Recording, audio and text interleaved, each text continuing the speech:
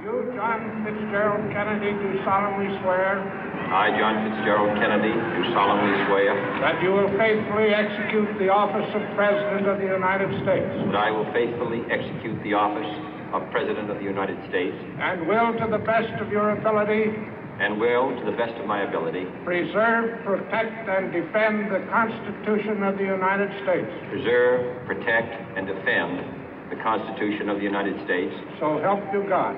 So help me God.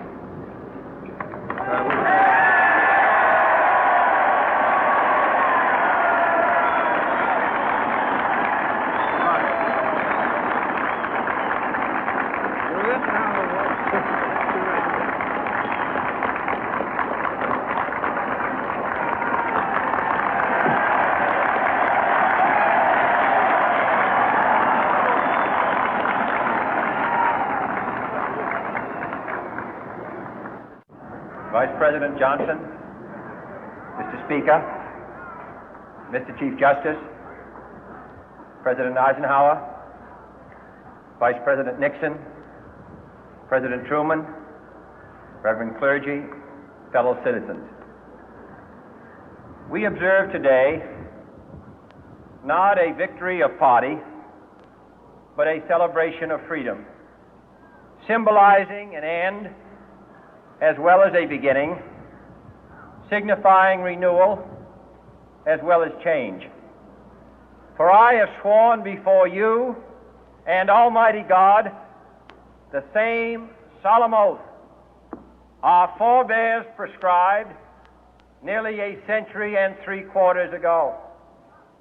The world is very different now, for man holds in his mortal hands the power to abolish all forms of human poverty and all forms of human life. And yet the same revolutionary beliefs for which our forebears fought are still at issue around the globe. The belief that the rights of man come not from the generosity of the state, but from the hand of God. We dare not forget today that we are the heirs of that first revolution. Let the word go forth from this time and place to friend and foe alike that the torch has been passed to a new generation of Americans born in this century, tempered by war, disciplined by a hard and bitter peace, proud of our ancient heritage, and unwilling to witness or permit the slow undoing of those human rights to which this nation has always been committed and to which we are committed today at home and around the world.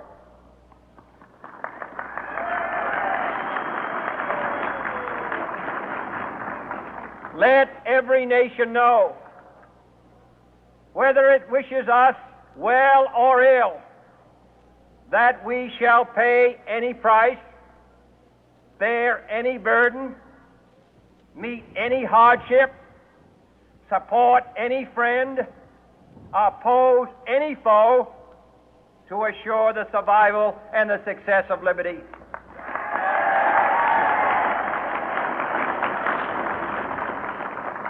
This much we pledge and more. To those old allies whose cultural and spiritual origins we share, we pledge the loyalty of faithful friends. United, there is little we cannot do in a host of cooperative ventures. Divided, there is little we can do, for we dare not meet a powerful challenge at odds and split asunder.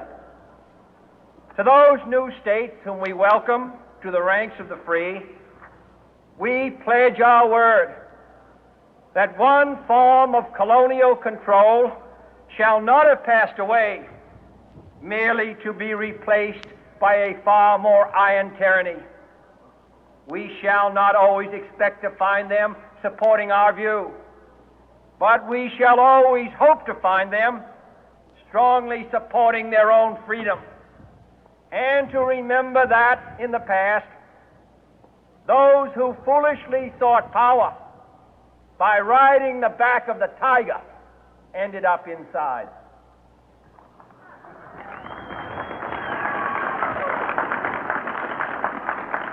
To those people in the huts and villages of half the globe struggling to break the bonds of mass misery, we pledge our best efforts to help them help themselves for whatever period is required, not because the communists may be doing it, not because we seek their votes, but because it is right.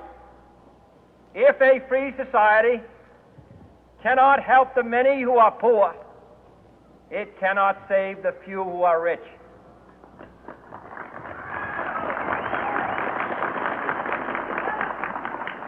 To our sister republics south of our border, we offer a special pledge to convert our good words into good deeds, in a new alliance for progress, to assist free men and free governments in casting off the chains of poverty. But this peaceful revolution of hope cannot become the prey of hostile powers. Let all our neighbors know that we shall join with them to oppose aggression or subversion anywhere in the Americas. And let every other power know that this hemisphere intends to remain the master of its own house.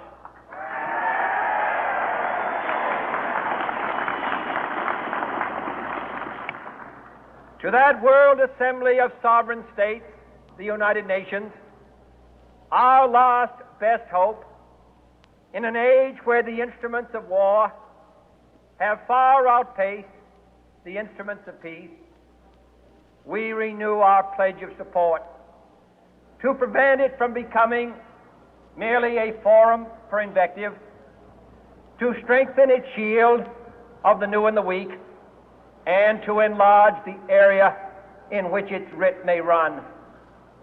Finally, to those nations who would make themselves our adversary, we offer not a pledge, but a request that both sides begin anew the quest for peace.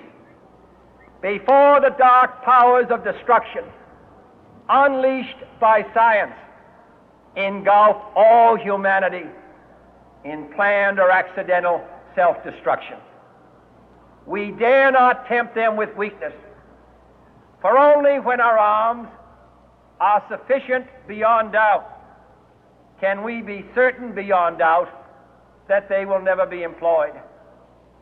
But neither can two great and powerful groups of nations take comfort from our present course, both sides overburdened by the cost of modern weapons, both rightly alarmed by the steady spread of the deadly atom, yet both racing to alter that uncertain balance of terror that stays the hand of mankind's final war.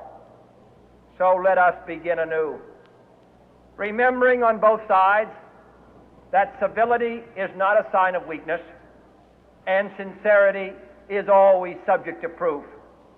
Let us never negotiate out of fear, but let us never fear to negotiate.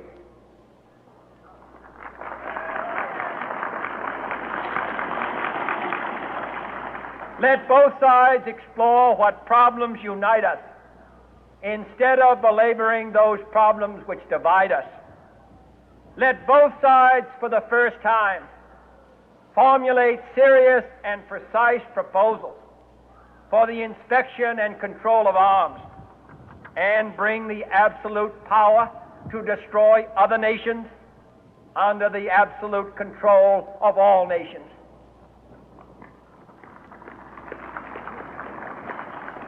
Let both sides seek to invoke the wonders of science instead of its terrors. Together, let us explore the stars, conquer the deserts, eradicate disease, tap the ocean depth, and encourage the arts and commerce. Let both sides unite to heed in all corners of the earth the command of Isaiah to undo the heavy burden and let the oppressed go free.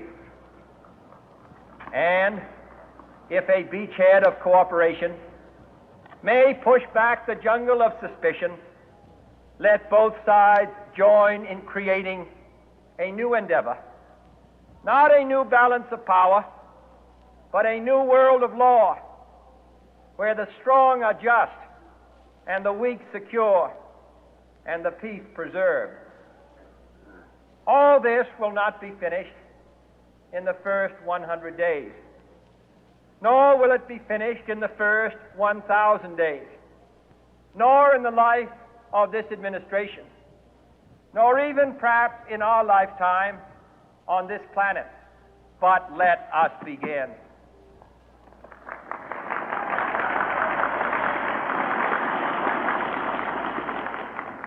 In your hands, my fellow citizens, more than mine, will rest the final success or failure of our course.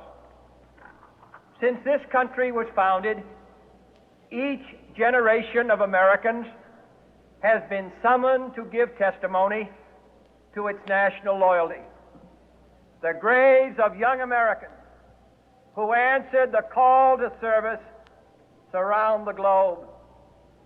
Now the trumpet summons us again, not as a call to bear arms, though arms we need, not as a call to battle, though in battle we are, but a call to bear the burden of a long twilight struggle, year in and year out, rejoicing in hope, patient in tribulation, a struggle against the common enemies of man, tyranny, poverty, disease, and war itself.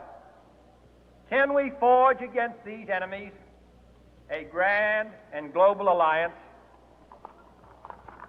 north and south, east and west, that can assure a more fruitful life for all mankind? Will you join in that historic effort?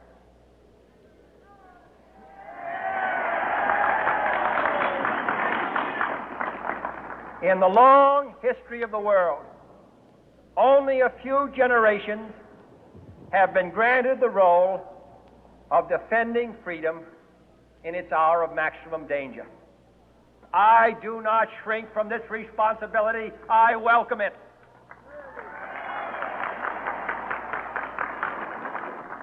I do not believe that any of us would exchange places with any other people or any other generation.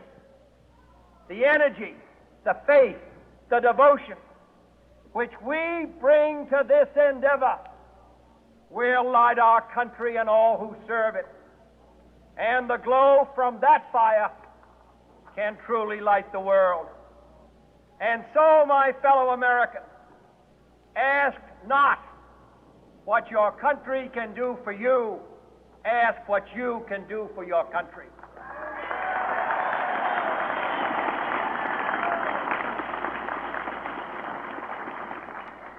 My fellow citizens of the world, ask not what America will do for you, but what together we can do for the freedom of man.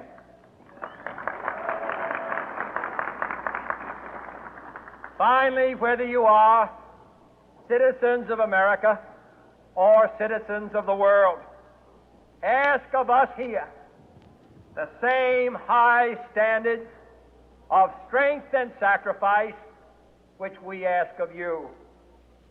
With a good conscience, our only sure reward, with history the final judge of our deeds, let us go forth to lead the land we love, asking His blessing and His help, but knowing that here on earth God's work must truly be our own.